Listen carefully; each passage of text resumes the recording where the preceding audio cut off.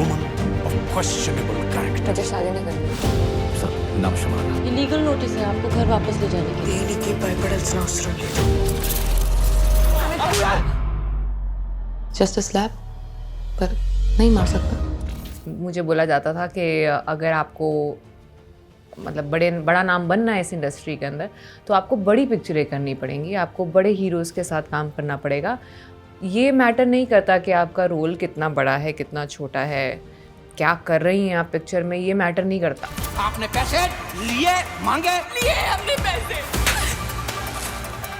फिर आपने ऐसा क्यों किया? जबरदस्ती पकड़ के रखा हुआ था मुझे. अगर दोबारा करेगा ना सर तो दोबारा खींच के बॉटल मारूंगी इसके सिर पे मैं. एक समय ऐसा आया था 3-4 पिक्चरें मेरी बैक टू बैक फ्लॉप हो गई थी. बड़े हीरो थे, बड़े डायरेक्टर थे, बड़े प्रोड्यूसर थे, मेरा काम सब में कुछ सिग्निफिकेंट नहीं था. सब फ्लॉप हो गई और सब फ्लॉप होने के बाद लिखा जाने लग गया कि मेरी वजह से फ्लॉप हुई हैं क्योंकि मैं एक बैड लक हूँ.